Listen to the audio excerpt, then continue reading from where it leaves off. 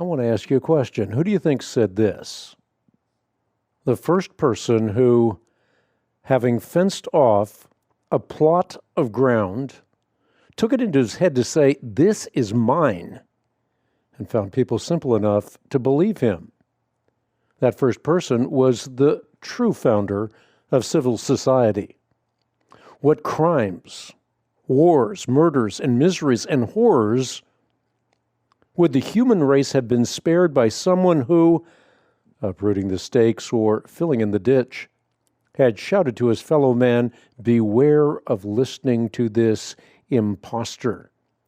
You are lost if you forget that the fruits belong to all and the earth to no one." Well, that was actually Jean Rousseau. He was the first true socialist. In fact, he sowed the seeds for the French Revolution. In his view, secure property rights were to be abolished at all cost. He was the father of the very communist thought expressed by the woman who was part of the Workers' World Party. Remember her? She put a noose around the neck of a Confederate soldier. The statue toppled. Spitting and stomping ensued. And I did a little research, and I talked about her on the show a number of weeks ago. She, again, is a member of the Workers' World Party. She's a Marxist-Leninist. She's a supporter of the North Korean totalitarian regime. She's anti-Christian, pro-Muslim. Perhaps better said, pro-Islam. And the reason I bring this up at the beginning of the broadcast today is that we are now in a condition in the U.S. that is precarious. Lee Kuan Yew was right when he said all civilization is essentially fragile. He knew what he was talking about. He saw what happened to Cambodia. And by the way, he had patterned, as the father of Singapore, the structure of Singapore after Cambodia, because at the time, Cambodia was a first world country. Today, it's a third world country at best, decimated by Pol Pot and then ensuing violence and anarchy. And today you can walk the streets as I did last year and see the garbage in the streets and the poor huddled in places that once were used as places of worship. And I had to think about this today as I was watching some of what is going on with Antifa. I was reading USA Today, and the narrative there was that Antifa is an organization that stood against Hitler in Germany, Mussolini in Italy, and now they stand, well, courageously, I suppose, against neo-Nazis and racism. Well, sounds pretty good. They're against the Nazis, they're against Mussolini, they're against racism, and they're certainly against neo-Nazis, white supremacists. So far, so good. But then you do a little research, and you start to explore what they really want, what they desire to happen in America. And so I watched one of their protests as the roiling black-masked masses shouted, "No Trump, no wall, no USA at all," over and over again. No Trump, no wall, no USA at all. This happened in Berkeley. And I couldn't help, as I was watching them mouth that mantra, as clever as it is, I couldn't help but think of Rousseau. And that's why I started the broadcast as I did, with a quote from Rousseau. Domestically, Antifa are terrorists and tactics. They burn, they beat, they break things, and they are perversely intolerant of anyone who encloaks their Leninist, Marxist propaganda. And of course, we saw that in full view with James Hodgkinson. Remember James?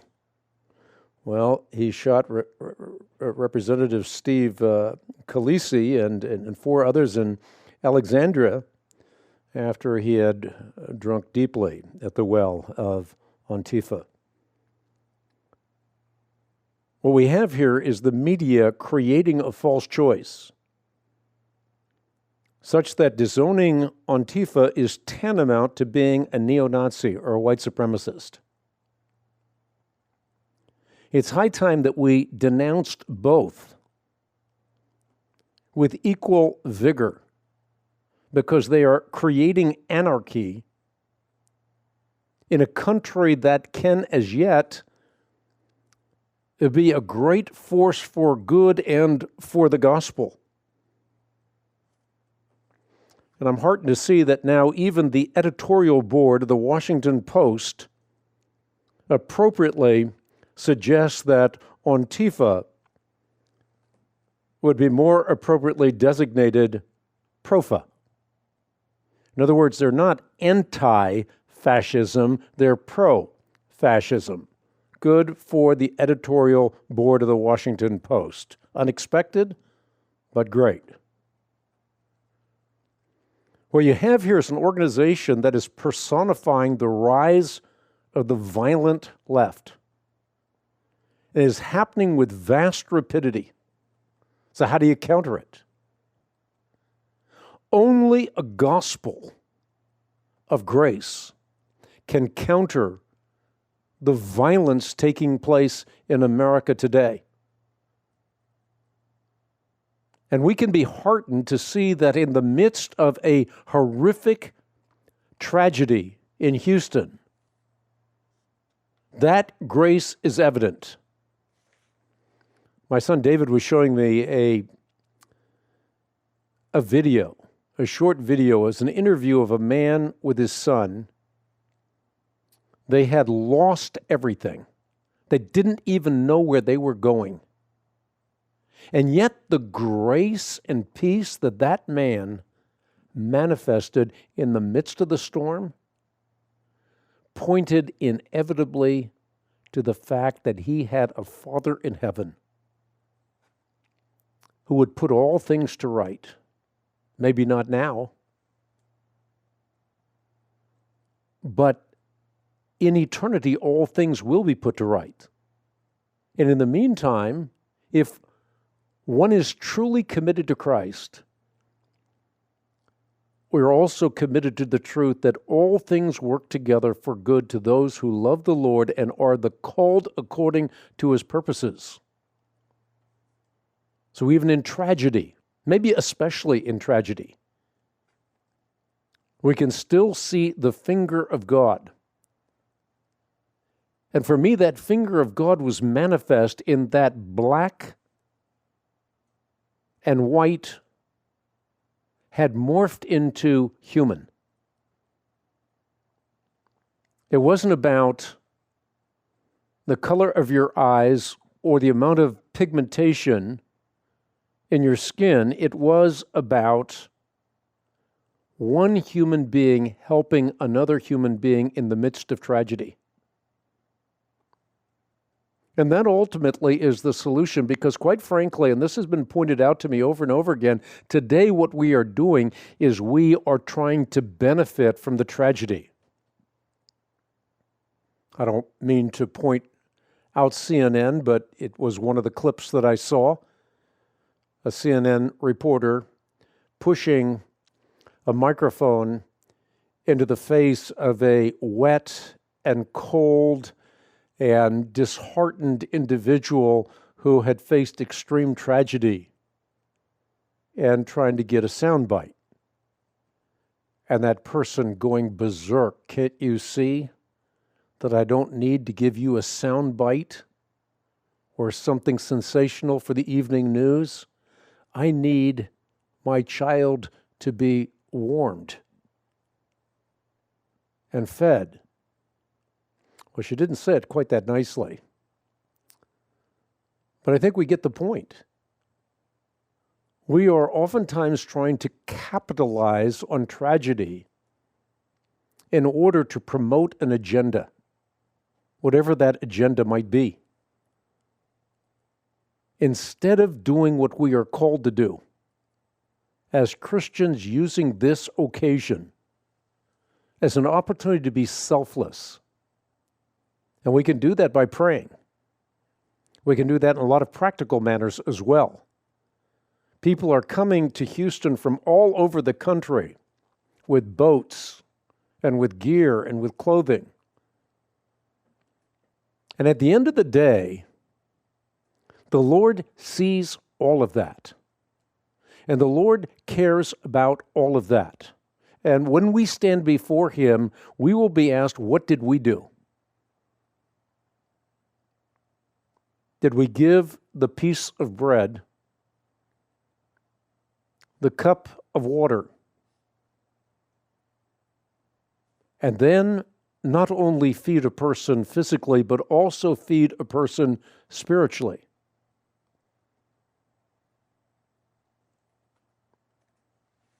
A lot of people hear that and they say, well, that sounds like a works-oriented theology. Well, read Ephesians 2, 8, 9, and 10. A true faith is never without the attendant works. James makes that clear. And while we are saved on account of Jesus Christ through faith, and by God's grace, ultimately that true faith is manifested not by antinomianism, but rather by working while we are here to do what Christ did while He was here, because we are now His hands and His feet. And we don't need to look at what someone else is doing or critique that one way or the other. This is a time for every one of us as Christians to be introspective, because it is the ultimate opportunity to make a difference while there is yet time. I want to mention Jill, who wrote to me, I'm so glad I found your page. Now I can keep an update on how you're doing. I never gave you a hug bye, but know I'm always praying for you, always. And then she says, I used to work at Famous Toastery, in case you weren't sure who this was. So this is a great example of a place that I kind of hang out at some mornings and have breakfast and read, and found a friend there, many friends there actually, that are now praying for me as I go through my cancer treatments, and grateful for that.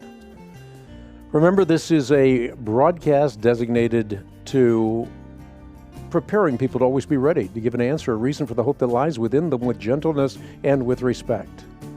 We do what we do because life and truth matters, and we ask you to stand with us prayerfully in the battle for life and truth, because it really does matter. And in doing that, you're making a difference not only for time, but also for eternity. Do also remember the resources available for a couple days yet for those who support the ministry prayerfully and financially. Check them out on the web at equip.org. We'll be right back.